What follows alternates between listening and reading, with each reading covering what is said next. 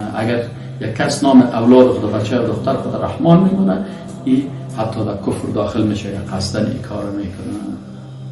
و باز اگر کسی ایره مثلا بعضی کساس مؤنث ذکر میکنه، بازی مثل اونمو مشرکین قریش وارد میشه که اسمای الله را باز مؤنث میساخته.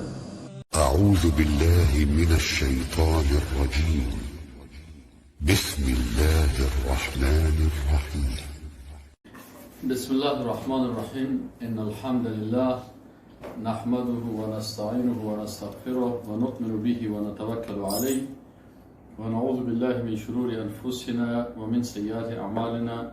من يهده الله فلا مضل له ومن يضلل فلا هادي له واشهد ان لا اله الا الله وحده لا شريك له واشهد ان محمدا عبده ورسوله صلى الله عليه وسلم وعلى آله وصحبه اجمعین.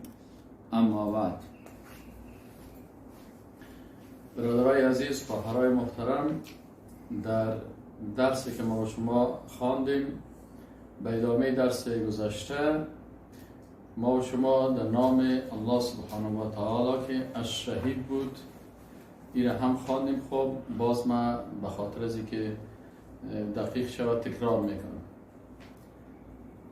پیش از اینکه نام شهید الله را شروع بکنیم، قواعد از برای فهمیدن اسماء الله الحسنی. مثلا چند نام الله یک قاعده داره. علم است و صفت علیم الله هست و صفت شهید الله هست و صفت خبیر الله هست و صفت رقیب الله هست. اینا در قرآن عظیم الشان وقتی که عام که الله متعال عالم است به قلب و به ظاهر و بر باطن و به همه چیز انسان، اینجا صفت علیم الله استعمال میشه. و در جایی که باز امور ظاهری هست، مثلا وقتی که انسان کارهایی را که میکنه روزمره و آنچه که در کائنات میشه، باز اینجا الله متعال صفت الشهید و یا هم صفت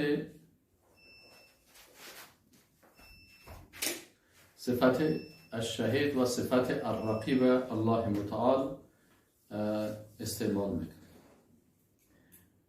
و در جایی که مسائل قلبی می باشه و داخلی می باشه، اینجا صفت الخبیر الله استعمال میشه. نام الله سبحانه و تعالی الشهید. الشهید چی معنی؟ الشهید دو معنا داره. یک معنا که ذاتی که در هر عمل و هر مجلس و هر برنامه مخلوقاتش با علم و قدرتش حاضر است. یعنی ذاتی که در تمام مجلس‌های مخلوقات با علمش، با قدرتش، با عظمتش حاضر می باشه. الم ترى ان الله يعلم ما في السماوات و ما في الارض. الله متعال میگه آیا نمی‌بینی که الله میفهمه اون چیزی که در آسمان ها و زمین است. ما یکون من نجوا ثلاثه الا هو رابعهم. در یک مجلس سخنان مخفی نمیگن، یعنی سرگوشی نمیکنن یا روزگویی نمیکنن، سه نفر مگر چهارم از اینا الله هست. ولا خمسه و نه 5 نفر مگر ای که سادسهم ششمشان الله هست. ولا ادنى من ذلك ولا اکثر الا هو معهم. یا از این کم می باشه یا زیاد می باشه، الله به همراهشان می باشه اینما کانوا ثم ينبئهم بما عملوا یوم القیامه. باز خبر میده اینا را که شما در این مجلستان چی میگفتین و چی میکردین، این کلش باز خبر میده در روز قیامت. ان الله بكل شيء علیم. یقینا که الله متعال به هر چیز عالم است. معنای دوم الشهید چی هست؟ که تمام واقعات و حادثات امور کائنات میفهمه. الذي له ملك السماوات والارض، سوره البروج آیت 9. الذي له ملك السماوات والارض والله على كل شيء شهید. یعنی او ذاتی که مالک آسمان ها یا مالکیت آسمان ها و زمین مخصوص از اوست و الله و هر چیزهایی در آسمان ها، در زمین، در لوح، در عرش، در قیامت، در آخرت، با کل از اینا الله حاضر و ناظر است و همه از اینا را الله متعال می‌فرماید. نام الخبیر الله، الخبیر یکی از اسماء الله الحسنا هست.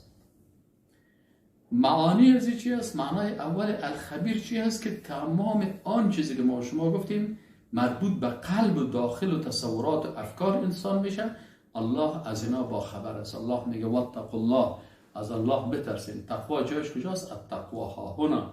تقوا در کجا می باشه؟ در قلب می باشه. الله میگه واتقوا الله ان الله خبیر بما تعملون، یقین که الله با خبر است از آنچه که شما عمل میکنید. معنای دوم الخبیر چی؟ ذاتی که از تمام امور باطنی و مخفی و رازهای پوشیده در کائنات، در آسمان ها و در زمین، از کل رازهای مخفی از او که انسان ها و دیگر مخلوقات بخبر هستند، الله متعال با خبر است. الذي خلق السماوات والارض وما بينهما في 6 ايام ثم استوى على العرش الرحمن فاسأل به خبیرا. اینجا می صفت خبیر الله اینجا استعمال شده در خلقت آسمان ها و زمین و در استوای الله بر عرش و کل از اینا. دیگه از نام های الله متعال در جمله اسماء الله الحسنا اللطیف است. اللطیف 3 معنای دقیق داره. معنای اول دقیق چی هست؟ اللطیف که امور بسیار دقیق و کوچک و مخفیه که او رو ما درک کرده نمیتونیم، الله متعال او رو درک میکنه. لا تدرکه الابصار و هو یدرک الابصار. این چشم های ما، بصیرت و بصارت ما الله را درک کرده نمیتونه، لکن الله که است، او آن چیزی که چشم های ما و در بصارت ما یا در بصیرت ماست اما از را الله درک میکنه و هو اللطیف الخبیر. یقین که الله متعال بسیار باریک بین و باخبر است. معنای دوم اللطیف چی است؟ ذاتی که امورش بسیار دقیق و سنجیده انجام میده. یوسف علیه السلام برای پدر خود چی میگه؟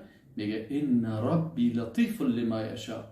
الله که رب ما هست میگه یقینا پروردگار ما بسیار دقیق انجام دهنده هست به چیزی را که خواسته باشه.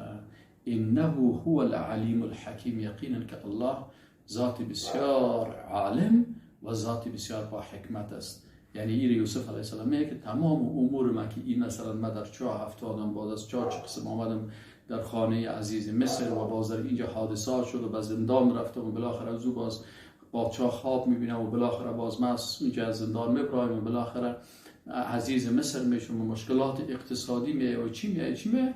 خب بالاخره الله متعال امو کارهای خود بسیار دقیق انجام میده و بالاخره آنچه را که میخواه او را کلش تکمیل میکنه. معنای سوم ذاتی که بر بندگانش بسیار لطیف، لطف داره و مهربان است. یعنی یکی از معانی لطیف چی هست؟ لطف و مهربانی هست. یعنی الله ذاتی هست که بسیار با بنده های خود چی هستن؟ مهربان است. هر سختی که برای هر سختی الله به لطف و رحمت خود بعد از سختی آسانی را خلق کرده و دل شکسته هر غمگین پس جبران میکنه. علم تر ان الله انزل من السماء ماء. آیا ندیدی که الله متعال از آسمان آب را نازل میکنه؟ فتصبح الارض مخضره. باز زمین چی میشه؟ سرسبز میشه. ان الله لطیف خبیر. یقینا که الله سبحانه و تعالی بسیار با لطف است. زمین با آب چی میکنه؟ با لطف خود و با کرم خود این دوباره زمین سرسبز میسازه و این سرسبزی زمین سبب از این میشه که انسان ها از آب و از غذای او استفاده میکنن. نام دیگه الله متعال العلیم است.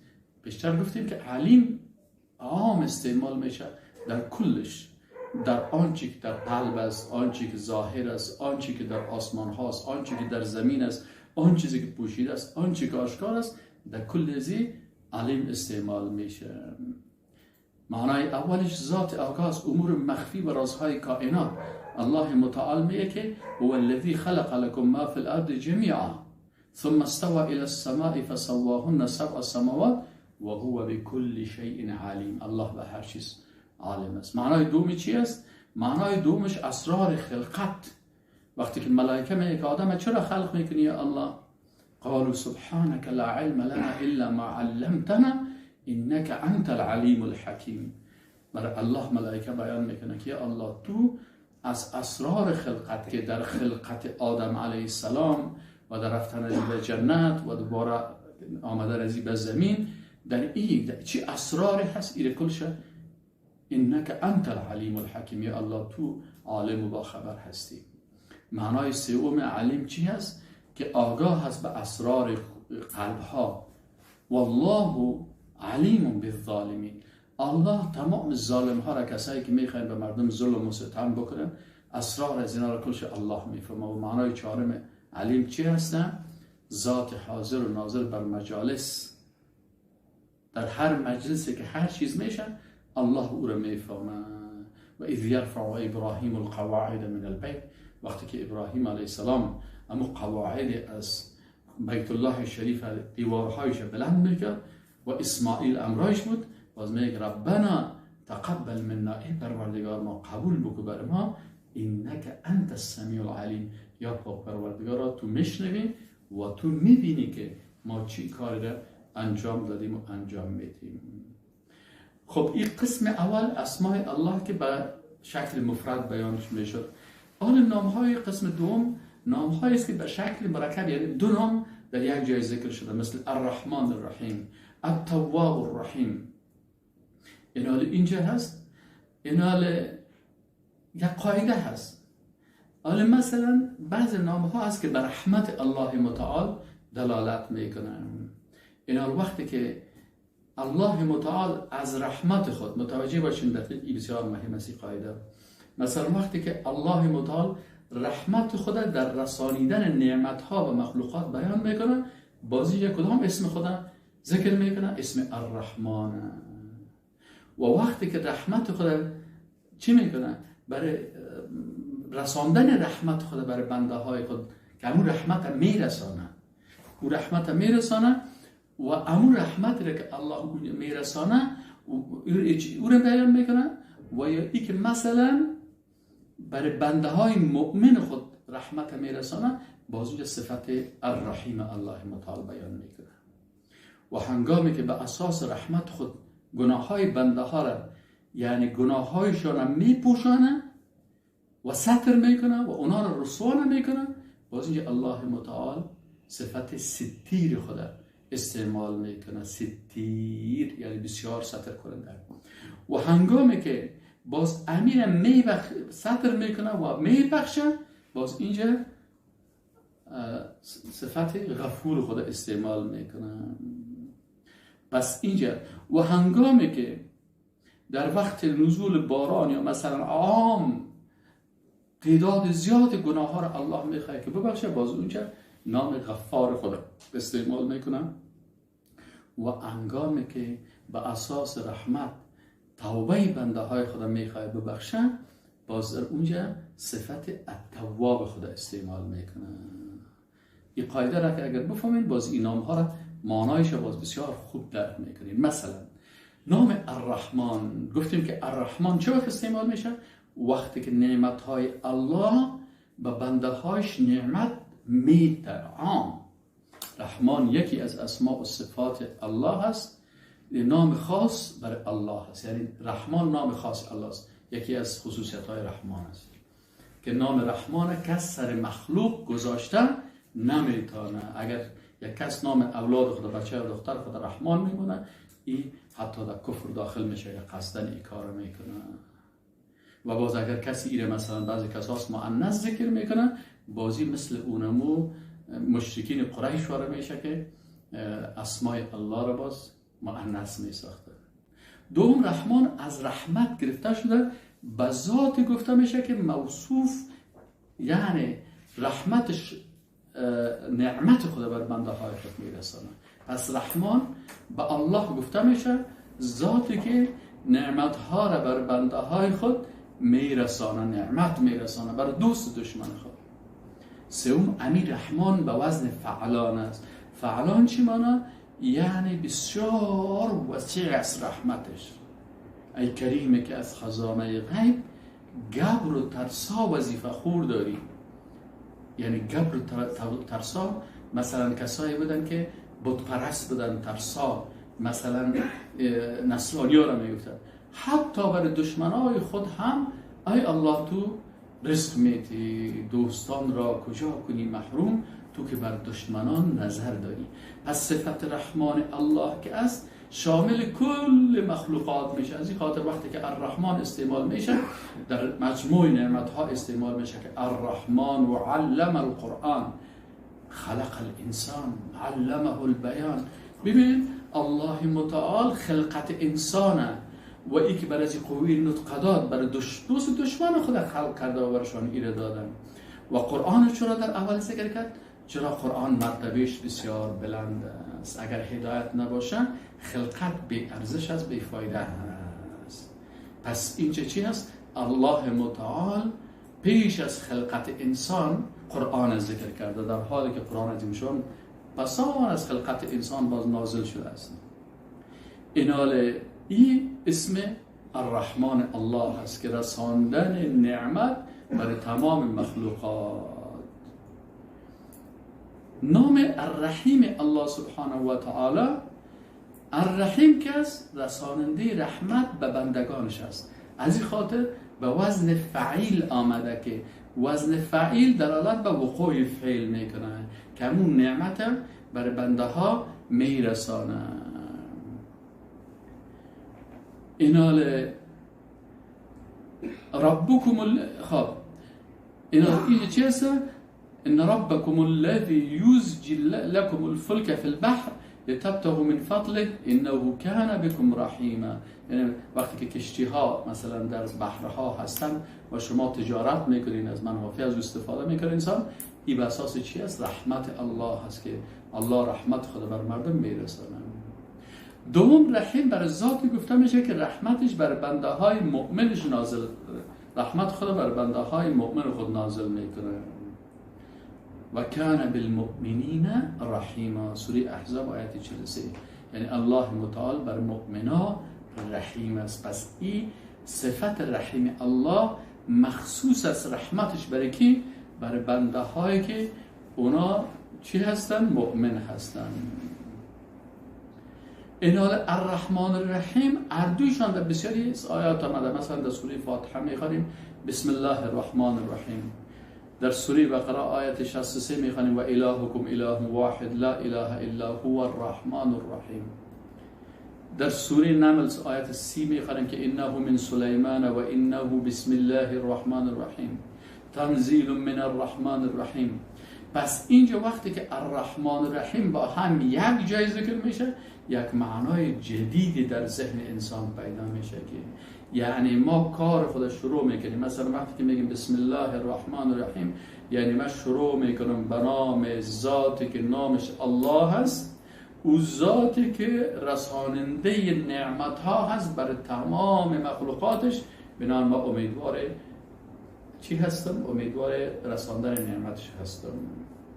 و الرحیم ذاتی که همین نعمت عام خود برای بنده خود میرسانه و به خصوص برای بنده های مؤمن خود زیاد مهربان است. بنابراین حال ما در اردوی ازی داخل میشه مؤمنین، هم در نعمت عام و هم در نعمت خاص. هم در نعمت عامی که در الرحمن فعلان است و هم در رحمتی که برش میرسه در الرحیم فعیل. دهی هم ما با شما انشاءالله داخل هستیم. میگه از نامهای الله متعال الحی است. حی چی معنی؟ یعنی حی ذات بسیار با حیا. وقتی که در اسماء الله الحسنا حی و ستیر این دو نام در احادیث رسول الله صلی الله علیه و ثابت است، در قرآن ذکر نیست. و ما در قرآن از احادیث چرا میگیریم؟ چرا که الله متعال میگه و ما آتاکم الرسول فخذوه. اون چیزی که پیغمبر برتان آورده شما او رو بگیرید. و ما نهاکم عنه فانتهوا، از چیزی که پیغمبر شما را منع کرده از او شما دوری بکنید. پس ما به احادیث رسول الله صلی الله علیه و سلم ایمان داریم. چرا؟ به خاطر از این ایمان داریم که الله برای ما امر کرده که و ما آتاکم الرسول فخذوه. و یک امتحان الهی است، مثلا دو نام الله که حیی و ستیر است، این در قرآن اسم شان نیز در احادیث هست. این کسی که احادیث قبول نمیکنه این دو نام الله را قبول نمیکنه و این سبب کفر از میشه. ولی ما شما الحمدلله ایمان به کتاب هم داریم و به سنت هم ایمان داریم. پس اول معنای حی به ذات استعمال میشه که حیا را دوست داره، یعنی الله متعال حیا را بسیار دوست داره. یک صحابی به نام یعلی روایت میکنه که ان رسول الله صلی الله علیه و سلم، حدیث صحیح هست که امام ابو داود روایت کرده و این حدیث صحیح هست در صحیح و ضعیف سنن ابو داود. شیخ البانی ایره چی گفته؟ حدیث صحیح گفته. میگه رسول الله صلی الله علیه و سلم رجلا یغتسل بالبراز، میگه رسول الله صلی الله علیه و سلم یک کس را دید که در امو خلاگاه چی میکنه؟ غسل میکنه بلا ازار، یعنی لم بسته نکرده. فصعد المنبر، رسول الله صلی الله علیه و سلم بالای منبر بالا شد، یعنی این نفر نخواست که خجالت بده. رسول الله صلی الله علیه و سلم هم بسیار با حیا بود و انسان‌های با حیا را دوست داشت و الله هم حیا را دوست داره و انسان‌های با حیا را دوست داره. رسول الله صلی الله علیه و سلم به خاطری که شخصیتی از این انسان خراب نشه، بسیاری کساس مثلا یک کس در اشتباه گیر میکنه تو را به عزت میسازه، در حالی که رسول الله صلی الله علیه و سلم این کارا نمیکرد. رسول الله صلی الله علیه و سلم بالا میشه در منبر و نمیگه که فلانی شخص مدید میکاره کرد. سعی کنید رسول الله صلی الله علیه و سلم چه خوب اسلوب تربیت داره. فصعد المنبر، میگه رسول الله صلی الله علیه و سلم منبر بالا شد، فحمد الله و اثنى علیه، اول حمد و ثنای الله را گفت. ثم قال صلی الله علیه و سلم، باز رسول الله صلی الله علیه و سلم گفت که ان الله عز و جل، ان الله عز و جل، یعنی ذاتی که بسیار با عزت است و ذاتی که بسیار با جلال است. یا فعل ماضی است یا فعل ماضی است. عز با عزت است، جل ذات بسیار با جلال است. حییون ستیرون، بسیار ذات حیاناک است و ذات بسیار ستر کننده است. یحب الحیاء و ستر، ذاتی هست که حیا و ستر دوست داره. اینا خانم هایی که حجاب می پوشن اینا چی هستن؟ کلشون دوستای الله هستن و کسی که مخالفت با این میکنن، با ستر و حجاب میکنن، این دشمن الله هست. حالا وقتی را فهمیدیم که الله متعال حیی ستیر، ذات حیانات و با ستر است و خوش داره حیا و ستر، دیگر رسول الله صلی الله علیه و سلم برای مردم چی گفت؟ فاذا اغتسل احدکم، وقتی که یکی از شما غسل میکنه چی کنه؟ فلیستتر، باید ستر بکنه، یعنی یک لنگک در گرد خود چی کنه؟ توبته با ستر باشه. این الله دوست داره. دوم، وقتی که حی در اسماء الله استعمال میشه، به ذاتی استعمال میشه که هور حیا میگیره که بندی که دست دعا را به بارگاهش بلند کنه او را صفر رخصت کنه. حتما وقتی که دست دعا بلند میکنه الله برش یک چیزی میده، یا در دنیا برش میده، یا حال برش میده، یا در آینده برش میده، یا در آخرت برش نگاه میکنه، یا اگر همون چیز خاص برش نداد یک چیز باری که سریزی هست، گناه ازیر او رو برش بخشش میکنه. از این خاطر امام ابو داود رحمت الله علیه روایت میکنه عن سلمان رضی الله تعالی عنه، یک صحابی مبارک است، گفت که قال رسول الله صلی الله علیه و سلم، میگه رسول الله صلی الله علیه و سلم گفت ان ربکم تبارک و تعالی پروردگار شما او ذاتی که تبارک بسیار ذات با برکت است و تعالی و ذاتی که بسیار عالی مقام است، حیی کریم ذات بسیار حیاناک است و ذات بسیار با کرامت است. یستحی من عبده میگه از بنده خود حیا میگیریش. سبحان الله چه ذات ذوالجلال است.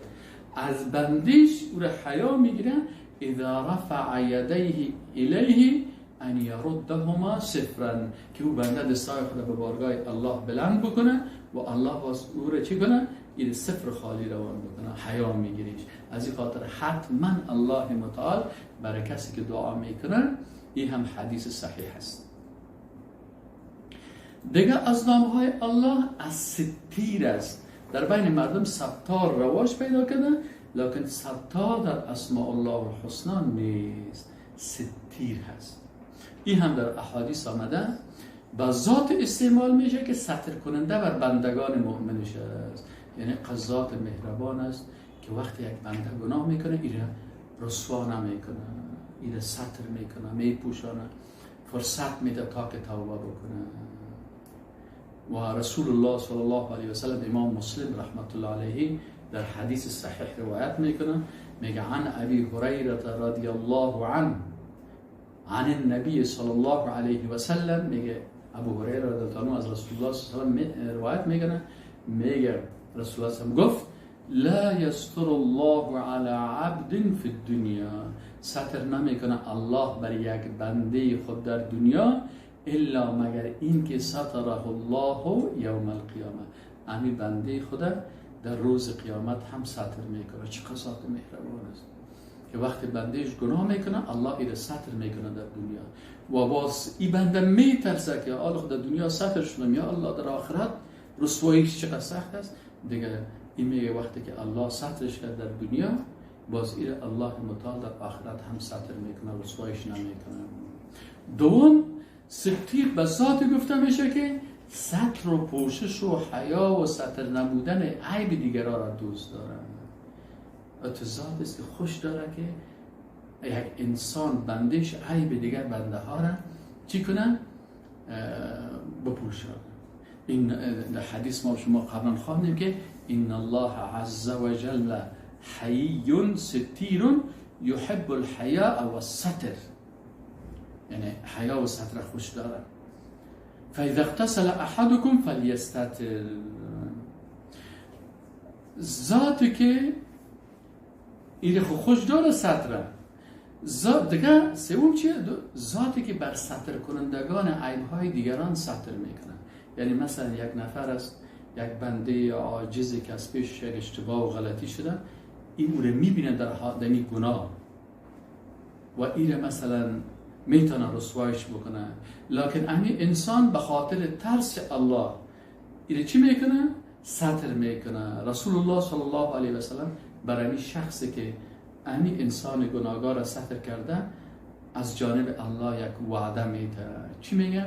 عن عبدالله ابن عمر، از عبدالله ابن عمر رضی الله تعالی عنهما روایت است ان رسول الله صلی الله علیه و سلم قال، که رسول الله صلی الله علیه و سلم فرمود من ستر مسلما، هر کسی که عیب یک مسلمان ستر بکنه و بپوشانه و او را رسوا نکنه، ستره الله یوم القیامه، باز خود امی شخص الله عیبهایش در روز قیامت میپوشانه.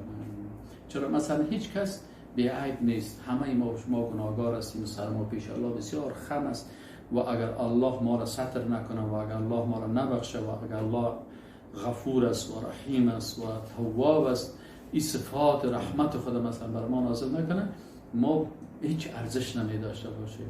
لکن چون کلی گناهگار است، این حال اگر این بنده گناهگار یک انسان دیگی گناهگار را میبینه و سر از او ستر میکنه، الله متعال باز پاداش ازیر چی میده که در روز قیامت برای این انسان چی میده؟ در روز قیامت گناه های خودش ستر میکنه. وقتی که الله ستر کرد و معنای ازی که انشاءالله تعالی ایره میبخشه و به جنت میره. چقدر این دقیق است انسان مسلمان از یک برادر مسلمان خودی، از خواهر مسلمان خودی، از کس مسلمان دیگر کس عیب‌های از او را بپوشانه و او را رسوا نکنه در پیش روی کلگی و او را به خاطر رضایت الله این کار بکنه و خاطر ازی بکنه که در مقابل ستر کردن ازی الله خود ازی را تو عزت در روز آخرت نصیب بکنه که خودش گناهایش ستر بکنه و این اما تو با پوشیدن گناه ها به مغفرت خود گرفته و این به جنت الله ببره. نام دیگه الله متعال الغفور است. این الغفور ما شما گفتیم که الغفور ذاتی که هم ستر میکنه و هم میبخشه. متوجه هستین؟ الله متعال میگه ربکم اعلم بما فی نفوسکم ان تكونوا صالحین فانه کان للأوابین غفورا. اینا میگه اگر شما صالح باشین باز الله متعال برای توبه کننده چی است؟ غفور است، یعنی بسیار بخشاینده هست. ایناله نام غفور الله متعال، این غفور از اسماء و صفات الله هست که از غفره گرفته شده به معنای تغطیه و پوشش است. یعنی الله ذاتی هست که گناه ها را می پوشانه، صفت ذات است که بنده اش را ستر میکنه و سپس وقتی که این بنده طلب مغفرت میکنه باز او را می بخشه. فانه کان للأوابین غفورا. سوره اسراء آیت 25 است. در آیت دیگر نام غفور است با نام‌های دیگر مثل الرحیم. مثلا میگه که و هو الغفور الرحیم. یعنی چی معنی؟ الله وقتی که بنده خود ستر میکنه و میبخشه، در امی وقتی که الله بنده را ستر میکنه و میبخشه رحیم هم است، یعنی با اساس رحمت خود و مهربانی خود این کار به بنده خود میکنه. نام دیگه الله متعال الغفار هست. الغفار از اسماء صفات الله می باشه که این هم از کلمه غفره به معنای تغطیه و پوشش گرفته شده که به معنای بسیار مبالغه در این صفت می باشه که بنده هر قدر زیاد گناه کرده باشه الله متعال ایره می باشه ولو که این گناه یزی حتی به اندازه شرک برسه. از این خاطر الله متعال میگه و اینی لغفار لمن تاب. یقینا من بسیار بخشاینده هستم برای کسی که توبه بکنه و آمنه. ببین این انسان مشرک است، در شرک مبتلا است، در کفر مبتلا است. اینال الله متعال اینمی شرک و کفر از این هم در دنیا میبخشن و شرطی که چی کنه؟ لمن تاب، یعنی غفار است برای کسی که توبه میکنه و آمنه و ایمان میره و عمل صالحا. تاب و آمنه و عمل صالحا، یعنی یک کسی در شرک مبتلا است، از پیش شرک شده، میترسه که والا من خود از پیش شرک شد، در کفر مبتلا شده، از پیش مخواه یک کار کفری شد. اینال این انسان چی میکنه؟ الله میگه که غفار است برای کسی که تا به اول توبه بکنه، ایمان بره، کلمه بخونه و ایمان بره و عمل صالحا و اعمال صالحه بکنه و چهارم ثم اهتدا چی مانه؟ سپس هدایت شود، راه هدایت بگیره، باز از مجالس شرکی و کفری خدا بکشه و تنه که در بین شرک و در بین کفر هم تو باشه و بر زبانت حمد گویا، در دلت پیدا سنم ای به باطن کافر و ظاهر مسلمانی. چیست که انسان ظاهرا توبه بگویه لکن از امو گناه خود از او را ترک نکرده باشه. پس وقتی که انسان توبه میکنه از جای گناه، از محل گناه، از وسایل گناه، از رفیقهای گناهکار، از کل از گناه خدا چی میکنه؟ دور میسازه. اینی توبه حقیقی هست. امام طبری رحمت الله علیه تفسیر امی آیت شریف چی میگه؟ میگه و اینی لغفار لمن تاب.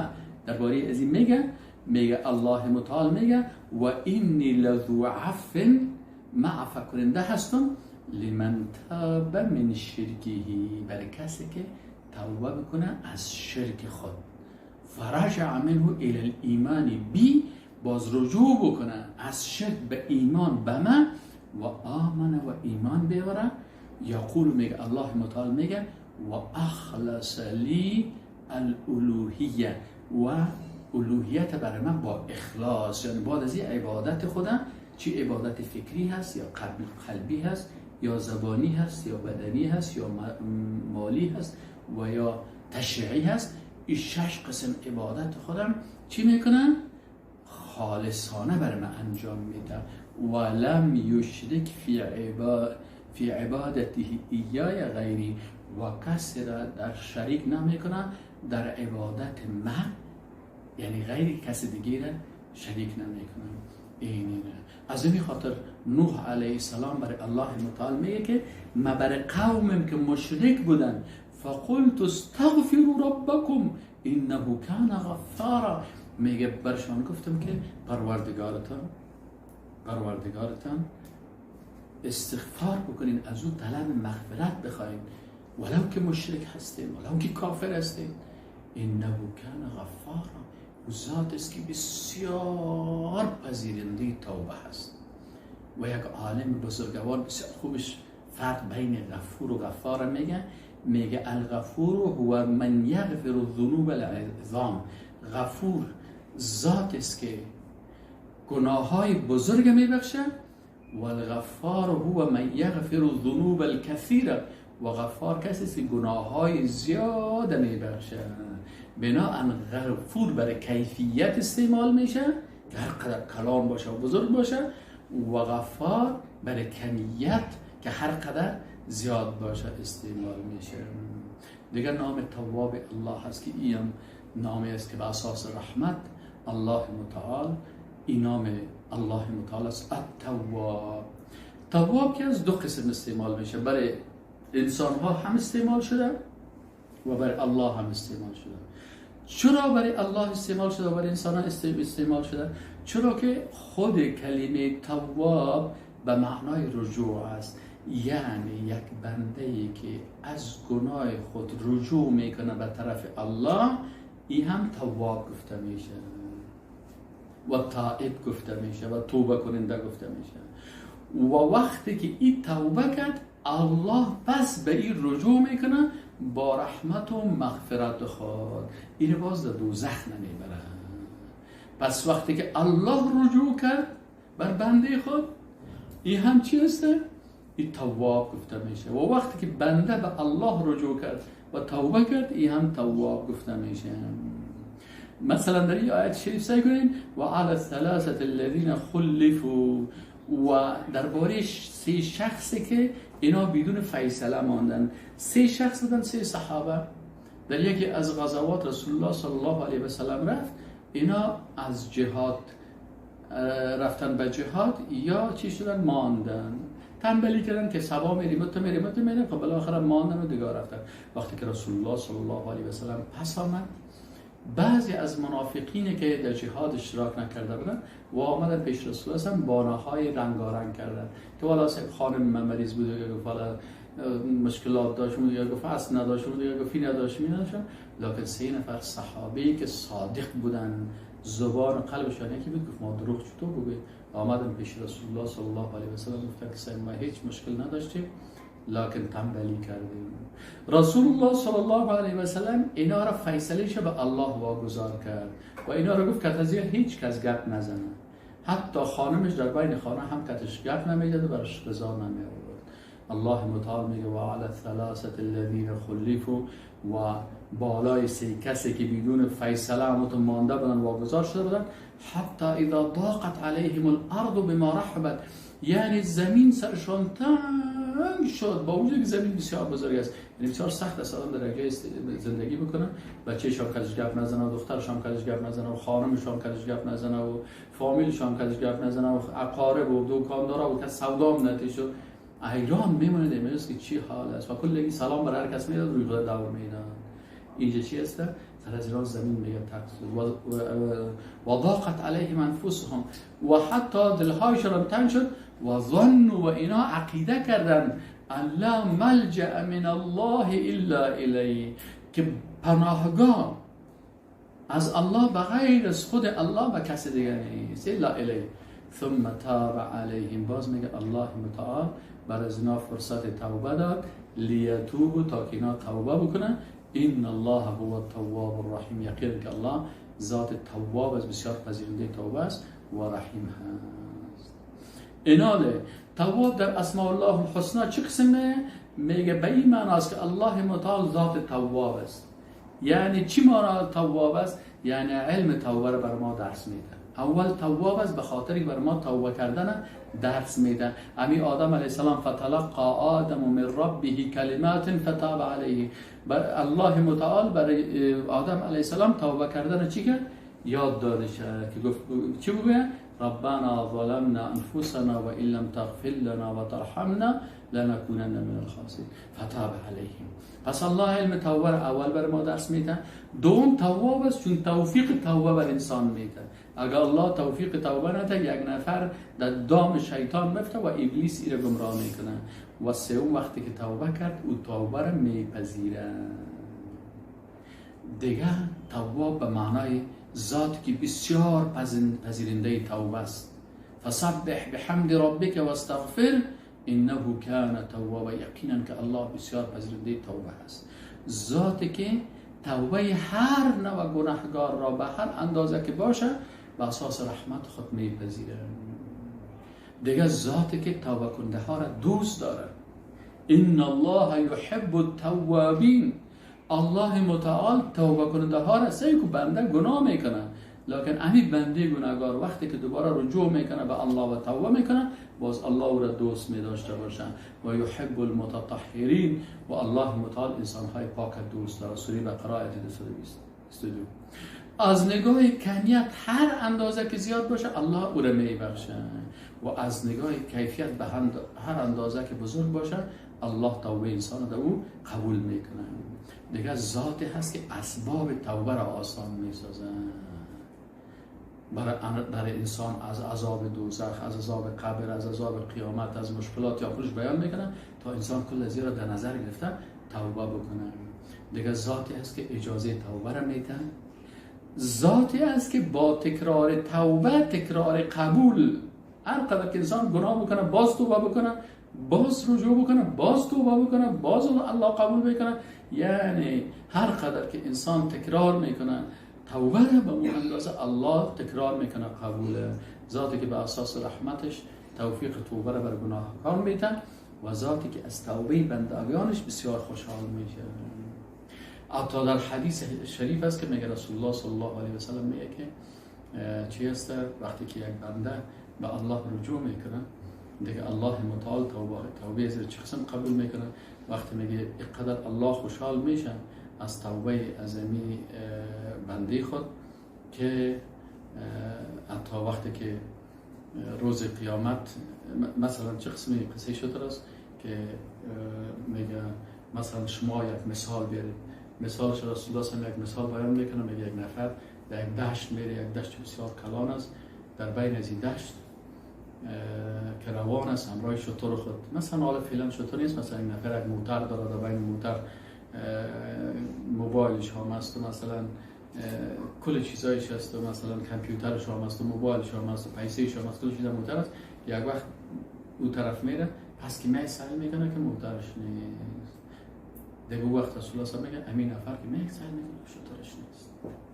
اوه سر شتر آب ما بود و غذای بود و وسایل بود، کلش نبود.